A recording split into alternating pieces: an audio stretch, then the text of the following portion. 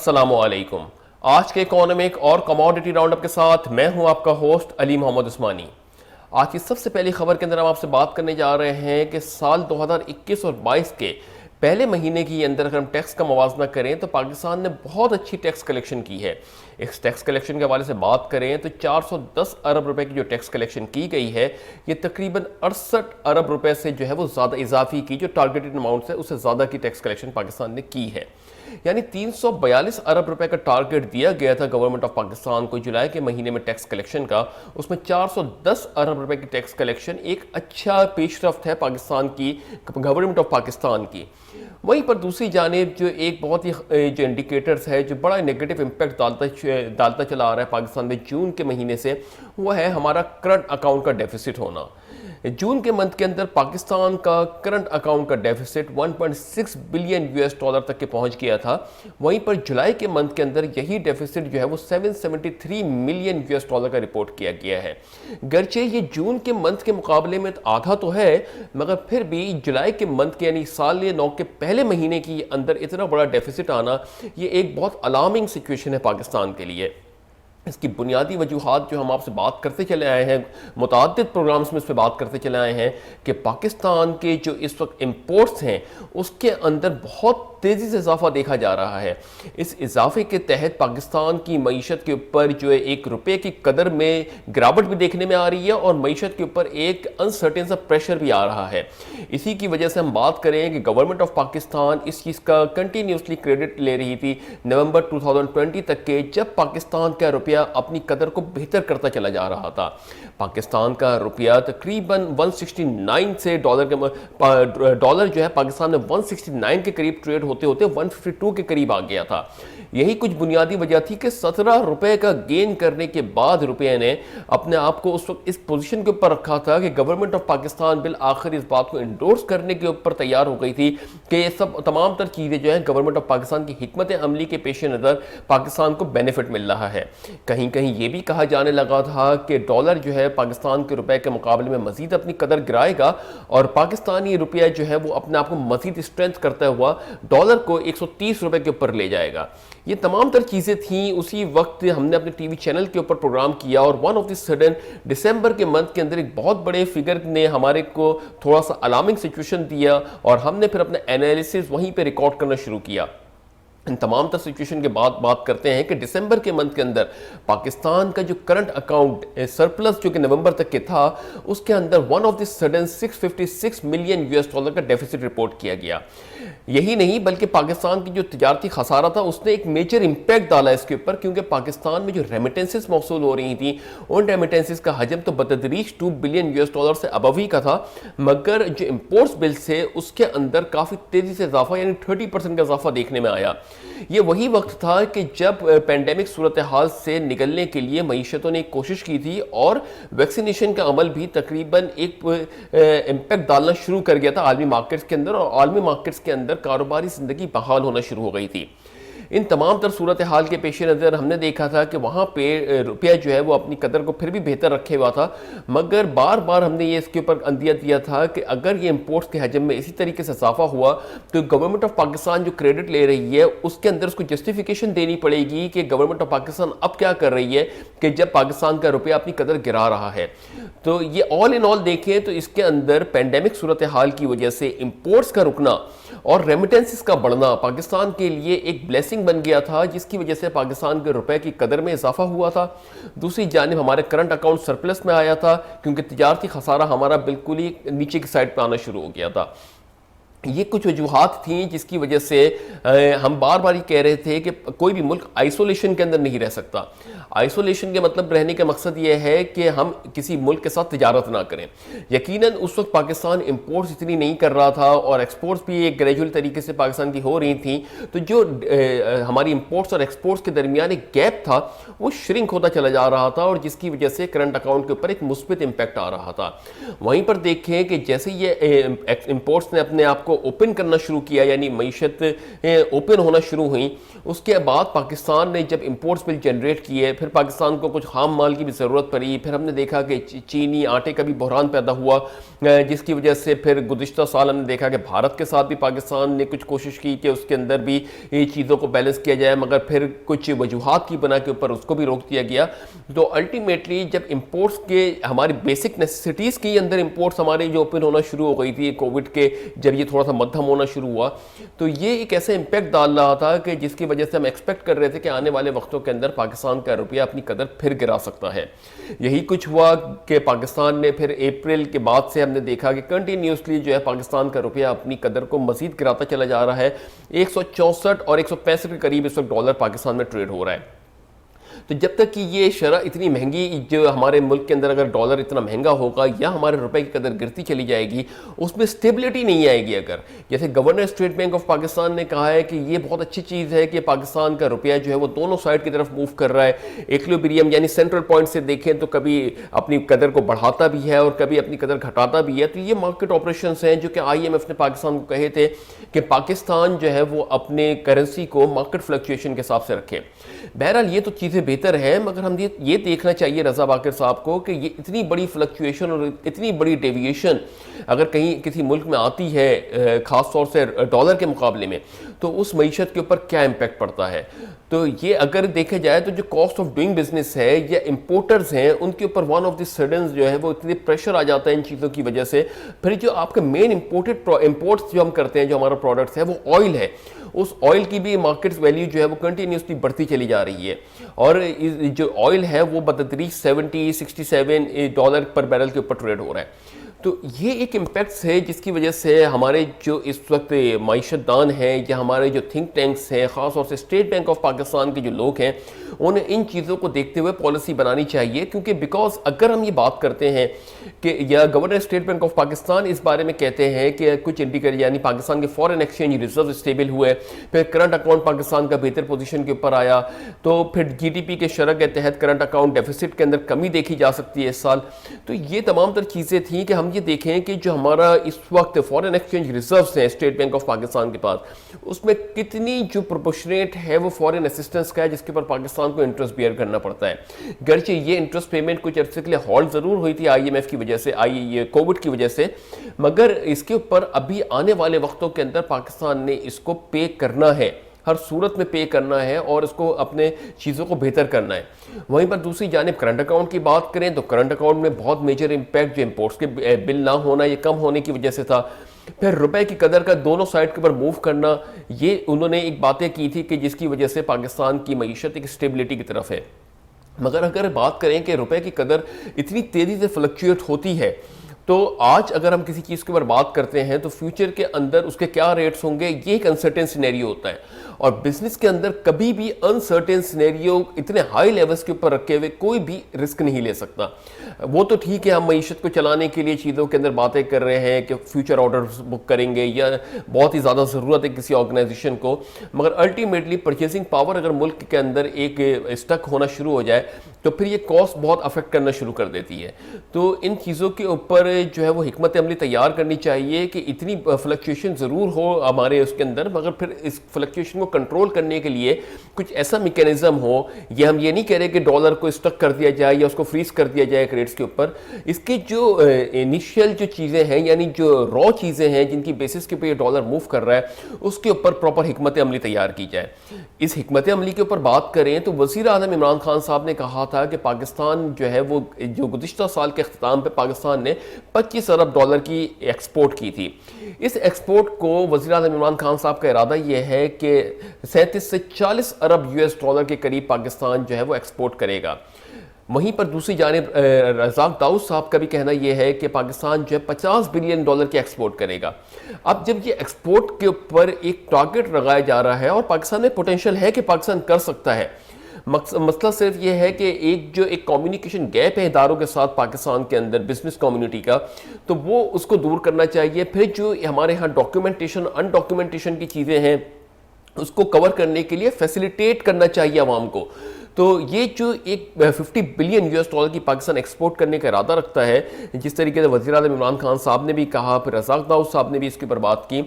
तो इसके ऊपर क्या मैकेनिज्म तैयार किया जा रहा है। तकरीबन हम ये देखें कि जुलाई, अगस्त, सितंबर, और ये तकरीबन अभी ये फर्स्ट क्वार्टर एंड होने वाला है। इस क्वार्टर एंड के बाद हमारे पास सिर्फ 9 मंथ्स का पीरियड रहेगा। इसके अंदर पाकिस्तान किस तरीके से इन चीज़ों को फैसिलिटेट करेगा, जबकि कोविड का सिनेरियो अभी भी मार्केट के अंदर प्रिवेल कर रहा है। अभी ये चीज़ों से अंदर काफ़ी चीज़ों के ऊपर वर्क डन करना है, तो ये अगर फैसिलिटेट करना है और पाकिस्तान अगर 50 बिलियन यूएस डॉलर की एक्सपोर्ट अचीव कर लेता है, तो यकीन करें कि पाकिस्तान की मईशत को टर्न अराउंड करने में कुछ ज़्यादा वक्त नहीं लगेगा। वहीं पर दूसरी जानिब अगर हम बात करें कि शौकत तरीन साहब ने जो बात की है कि पाकिस्तान की जीडीपी ग्रोथ अगर 6 to 8% के करीब होती है, तो पाकिस्तान के लिए फिर यहाँ पे एक राह हमवार होती है कि पाकिस्तान जो है IMF और वर्ल्ड बैंक से साथ जो कर्जे लिए गए हैं उनको कम करने स्टार्ट कर देगा। तो पॉलिसीज और थिंकिंग एक नई तरीके से आ रही है सामने। मतलब इस वक्त पाकिस्तान गवर्नमेंट के अंदर जो लोग बात कर रहे हैं, चाहे वो शौकत तरीन साहब बात कर रहे हों, चाहे वो हमाद अजहर साहब बात कर रहे हों FATF को लेके, चाहे वो गवर्नमेंट ऑफ पाकिस्तान के कोई भी नुमाइंदा इसके ऊपर तस्हीह कर रहा हो, अब ये लग रहा है कि चीज़ों के अंदर अंडरस्टैंडिंग प्रॉपर तरीके से होते हुए उसके ऊपर बातें की जा रही हैं गवर्नमेंट ऑफ पाकिस्तान की जानिब से, जो कि एक अच्छा इकदाम है। रजा बाकिर साहब ने भी इसी तरीके से आके इंडिकेशन भी दी है और चीज़ों के ऊपर बात की है। गर्चे हमारा एक एनालिसिस एक रेशनल बेसिस के ऊपर है, मगर हम उनके मौक़िफ़ को डिनाई नहीं कर रहे हैं। उन्होंने बहुत अच्छे तरीके से इन चीज़ों को बताया है कि फॉरेन एक्सचेंज रिजर्व का बेहतर होना, फिर करेंसी का जो है वो मार्केट रेट पे फ्लक्चुएट होना, फिर साथ ही साथ करंट अकाउंट डेफिसिट का पाकिस्तान में कम होना, ये कुछ इंडिकेशन उन्होंने बताई है जिसकी वजह से हम एनालिसिस कर रहे हैं। अब इन चीज़ों के ऊपर गवर्नमेंट ऑफ पाकिस्तान ने और साथ ही साथ जो है वो जो इस वक्त मुहल्लिका इदारे हैं उन्होंने इन चीज़ों के ऊपर फैसिलिटेट करना है और ये बात करनी है कि जिस तरीके से 50 बिलियन यूएस डॉलर की एक्सपोर्ट को अचीव करने की बात की है, तो इसके लिए कौन सा सेक्टर किस तरीके से काम करेगा, उनको क्या बेनिफिट्स दिए जाएंगे, क्या ड्रॉबैक्स दिए जाएंगे, क्या इस वक्त ड्यूटीज़ के अंदर कमी की जाएगी, किस तरीके से उसको फैसिलिटेट किया जाएगा। और सबसे पहली चीज़ तो ये कि प्रोडक्ट पहले तैयार तो हो। यहाँ के हम देखते हैं कि आने वाले हर दिन कभी इंडस्ट्री को बिजली की शॉर्टेज हो जाती है, कभी जो है वो गैस की शॉर्टेज हो जाती है, कभी हाई रेट्स के ऊपर ऑयल मिलना होता है। तो ये कॉस्ट ऑफ डूइंग बिजनेस है, उसमें इतनी ज़्यादा फ्लक्चुएशन हो रही है कि इस फ्लक्चुएशन को बैलेंस करने के लिए हमारे को जो है वो यकीनन बाहर मुल्क के साथ जो अपनी एक्सपोर्ट करनी पड़ती है। लेट्स सपोज कि अगर कोई प्रोडक्ट हम पाकिस्तान में बना रहे हैं और फ्लक्चुएशन की वजह से अगर इम्पैक्ट उसका ज़्यादा आता है, तो हमारी लोकल मार्केट के अंदर इतने बड़े लेवल के ऊपर जब प्राइस अप्रिशिएट होता है तो फिर वो शायद कंजम्पशन उसकी अफेक्ट हो सकती है। मगर इस कंजम्पशन को हम एब्जॉर्ब करवा सकते हैं फॉरेन इकोनॉमीज़ के अंदर। पर फॉरेन इकोनॉमीज़ के अंदर भी हमने देखा कि कोविड के बाद जो है वो परचेजिंग पावर शेक हुई हुई लग रही है, जिसकी वजह से थोड़ा सा इस वक्त मार्केट को रिवाइव होने में शायद टाइम लग जाए। तो बहरहाल उम्मीद करते हैं कि जो 50 अरब यूएस डॉलर की जो पाकिस्तान एक्सपोर्ट का तखमीना लगा रहा है, फिर पाकिस्तान जो टैक्स कलेक्शन के ऊपर बात कर रहा है, इन तमाम तर चीज़ों में मुस्बित नतीजे सामने आएंगे। और आने वाले दिनों के अंदर हम उम्मीद करते हैं कि जिस तरीके से टैक्सेशन की चीज़ें चल रही हैं और जो इसके ऊपर जो करंट अकाउंट्स के ऊपर बातें की जा रही हैं, इसको बड़ा अब क्रिटिकल तरीके से इसको रेशनल बेसिस के ऊपर गवर्नमेंट ऑफ पाकिस्तान ने देखना होगा। क्योंकि अगर अब ये चीज़ें जो पहले महीने के अंदर लेट सपोज कि 773 मिलियन यूएस डॉलर का करंट अकाउंट का डेफिसिट आया है, तो ये एक अलार्मिंग सिचुएशन है। और आने वाले वक्तों के अंदर ये भी कहा जा रहा है कुछ एनालिस्ट की जानिब से कि अगर बाहर की या बैरूनी मईशतें जो है वो ओपन होना शुरू होती हैं और जो बैरून मुल्क मुकीम पाकिस्तानी हैं उनको अगर वहाँ पे स्टेबिलिटी मिलना शुरू होती है जॉब की, और उनकी कारोबारी ज़िंदगी जो वहाँ पे अगर कर रहे हैं तो वो अगर नॉर्मल तरीके से बहाल होना शुरू होती है, तो शायद आने वाले 2-3 माह के बाद ये जो है रेमिटेंसेस का हजम 2 बिलियन यूएस डॉलर से अबव का शायद ना रहे। तो बहरहाल ये तमाम तर चीज़ें हैं कि पाकिस्तान ने इसके हवाले से देखें तो रोशन डिजिटल अकाउंट भी मुतारिफ करवाया है, और इस रोशन डिजिटल अकाउंट के तहत गवर्नमेंट ऑफ पाकिस्तान की कोशिश है कि जो बैरून मुल्क मुकीम पाकिस्तानी हैं वो अपनी सरमायाकारी भी पाकिस्तान में कर सकते हैं। अभी तमाम तर सिस्टम्स के अंदर जो है वो एक बड़े लेवल पे शिफ्ट आना है पाकिस्तान में। यानी अगर हम बात करें कि FBR के सिस्टम के ऊपर भी बात करें जो कि गुज़िश्ता हफ्ते हैक हो गया था, उसके ऊपर भी कहा जा रहा है कि नाक़िस सिस्टम की वजह से और ये तमाम तर चीज़ों की वजह से और मिस मैनेजमेंट की वजह से ये तमाम तर चीज़ें हुई हैं। बहरहाल ये एक चीज़ें ब्लेम गेम आर्ग्यूमेंट हम बहुत देखते चले आए, इन चीज़ों के ऊपर हमारे को बात नहीं करनी, हमें इसके ऊपर बात करना है कि आगे बेहतरी कैसे होगी। यानी हम ये देखें कि जो लोग इस वक्त टैक्स फाइलर बनना चाहते हैं उनको आगे कैसे फैसिलिटेट किया जाएगा, जो बिजनेस करना चाहते हैं उनको आगे कैसे फैसिलिटेट किया जाएगा। आवाम जो है जो इस वक्त अभी डॉक्यूमेंटेशन और अनडॉक्यूमेंटेशन के अंदर फंसी हुई है, उसको किस तरीके से अवेयर करके आगे कारोबार करने के लिए उसको समझाया जाएगा कि किस तरीके से आपको इस फाइलर होने का बेनिफिट हो सकता है। ये तमाम तर चीज़ें अभी अब हमें हमारे ख्याल से किसको छोड़ देनी चाहिए कि पहले किसने क्या किया, पहले किस तरीके से बातें हुई। हम सिस्टम की बात कर रहे हैं, सॉरी टू से इसको ज़रा मिस इंटरप्रेट ना कीजिए कि हम करप्शन से रिलेटेड कोई बात कर रहे हैं। हम ये बात कर रहे हैं कि आवाम ने पहले क्या किया, पिछले साल वो डॉक्यूमेंटेड नहीं था, अब डॉक्यूमेंटेड होना चाहिए उसको, या और पिछले साल उसने कितने एसेट्स बनाए, कितनी वेल्थ बनाई। ये तमाम तर चीज़ों का एक सिस्टम बना के उसको प्रॉपर तरीके से डॉक्यूमेंट कराएं और आज से आगे का देखें कि आगे फ्यूचर में पाकिस्तान किस तरीके से उसको लेके चलेगा। और जो भी अगर एफबीआर के ऑडिट्स के हवाले से भी बात हो रही है तो उसके अंदर भी फैसिलिटेट करने की बात करें कि मौक़िफ़ दें और तमाम तर चीज़ों के ऊपर हम उनको लेके चलें। जिस तरीके से अभी एफबीआर ने एक अच्छी पेशरफ्त की है कि ऑनलाइन पोर्टल के ऊपर तमाम तर चीज़ें हो रही हैं। तो बाकी जो चीज़ें हैं कि अगर कोई शख्स करप्शन के अंदर इन्वॉल्व है या पकड़ा गया है करप्शन के अंदर, चाहे वो सियासी लीडर हो, चाहे वो कोई बिजनेस कम्युनिटी से हो या आम आवाम हो, उसका फैसला हमारे आला अदलिया के ऊपर छोड़ दिया जाए। और जो हमारे जो इस वक्त लॉ इन्फोर्समेंट एजेंसीज़ हैं, यकीनन हमें उन पर एतमाद करके आगे बढ़ना चाहिए और जो इस वक्त आवाम को फैसिलिटेट करने की चीज़ें हैं उनके ऊपर आगे काम करना चाहिए। वहीं पर अफगानिस्तान की बदलती हुई सूरत हाल के पेश नज़र अफगानिस्तान ने एक जानिब कहा है कि उसकी सरजमीन किसी भी मुल्क के खिलाफ इस्तेमाल नहीं होगी। वहीं पर शाह महमूद कुरैशी साहब ने भी कहा है कि जो 19 की दहाई में अफगानिस्तान की पोजीशन थी, हमें उस पोजीशन पे अफगानिस्तान को नहीं जाने देना बल्कि अपनी भरपूर तरीके से उसको सपोर्ट देनी है। तो अभी तक तो अफगानिस्तान के अंदर कोई ऐसी जो है वो बड़ी एक गवर्नमेंट का ऐलान नहीं हुआ है। गर्चे इसके अंदर देखें तो एक बड़ी इंपॉर्टेंट जो डेवलपमेंट हुई है रात को वो ये कि क्रिकेट बोर्ड के यानी अफगानिस्तान क्रिकेट बोर्ड के चेयरमैन को नामजद कर दिया गया है। यानी सबसे पहले क्रिकेट के ऊपर बात की गई है अफगानिस्तान के अंदर। अब अगर यहाँ पे कोई नई हुकूमत आती है जिसके ऊपर वेस्टर्न मीडिया भी यही कह रहा है कि एक मिली जुली हुकूमत होनी चाहिए और जो लोग निकल गए हैं उनके साथ भी बाहिमी इश्तराक के साथ तालिबान ने गवर्नमेंट बनानी चाहिए। तो बात सिर्फ ये है कि अगर अफगानिस्तान ने उनको सेफ एग्जिट दिया है और उन्हीं के साथ मुज़ाकरात करके बैठना है तो इतने बड़े जो एक चीज़ें की गई हैं, स्ट्रेटजिक मूव किया गया है तालिबान की जानिब से, तो वो किस लिए होगा। तो बहरहाल हम उम्मीद करते हैं कि जो भी गवर्नमेंट बनेगी वो एक बड़ी प्रॉपर तरीके से अपना एक काम करेगी। जब उसका एक मौक़िफ़ सामने आएगा तब पाकिस्तान अपना पूरा मौक़िफ़ बताएगा कि पाकिस्तान किस तरीके से और वहाँ पे उनके साथ खड़ा हो सकता है। तो बहरहाल ये तो थी कुछ डोमेस्टिक न्यूज़। इसके साथ हम बात करेंगे इंटरनेशनल न्यूज़ के ऊपर एक छोटे से ब्रेक के बाद।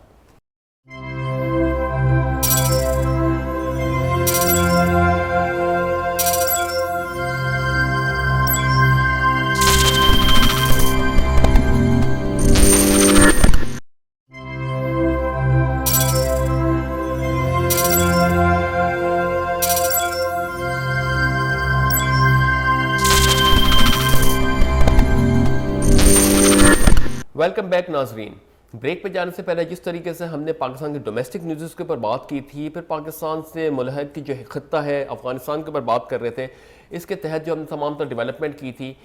यहाँ पे हमने जो बात की थी, इसके साथ साथ हम बात करते हैं इंटरनेशनल मार्केट्स के ऊपर। इंटरनेशनल मार्केट्स के अंदर अगर रुझान देखें तो इस वक्त जो गुज़िश्ता हफ्ते के मुकाबले में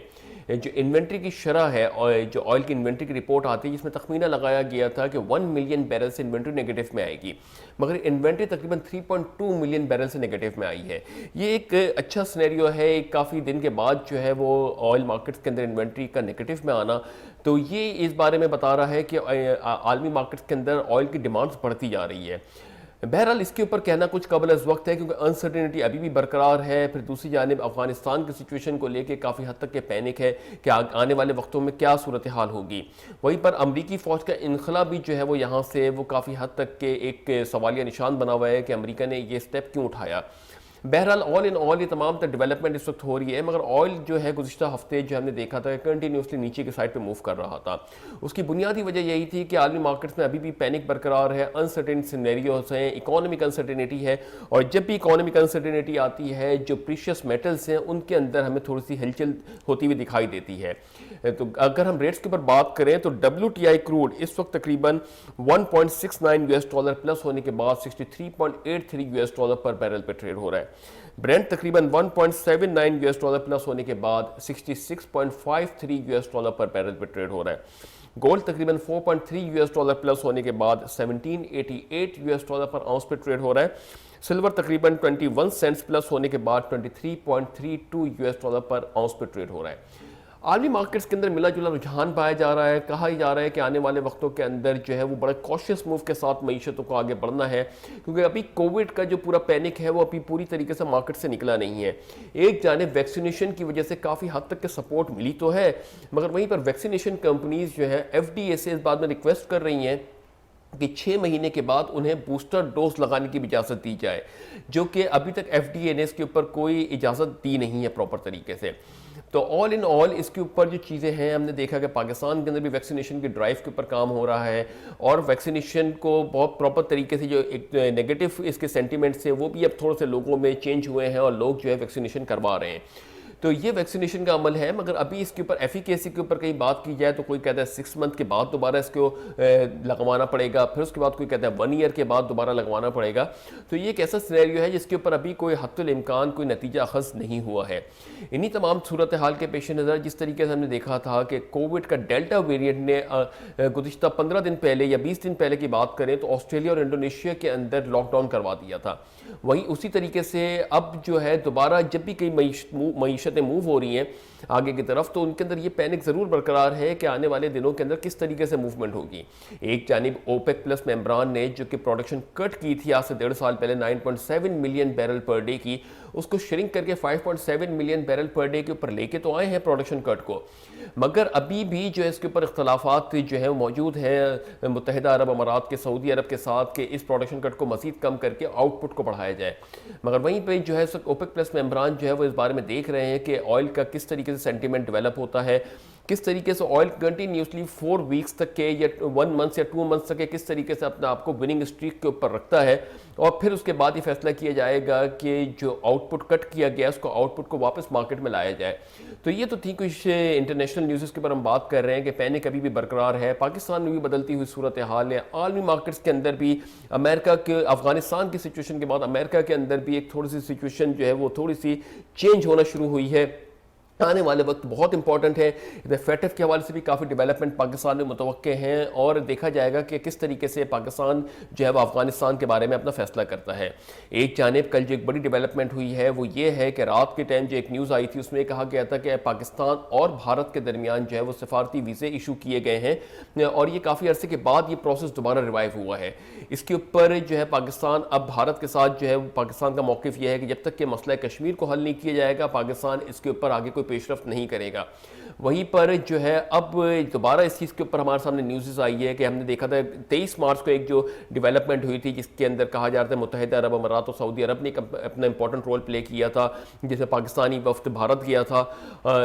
उसके ऊपर इंडस वाटर ट्रीटी के ऊपर बात करने के लिए। अब दोबारा इसके अंदर जो है सिफारती वीज़े इशू कर दिए गए हैं पाकिस्तान की जानिब से भी और इंडिया की जानिब से भी। उम्मीद करते हैं कि ये जो डेवलपमेंट है ये एक अच्छा रंग लेके आएगी और पाकिस्तान की मईशत के लिए एक अच्छे सम्राट इसमें मरतब होंगे।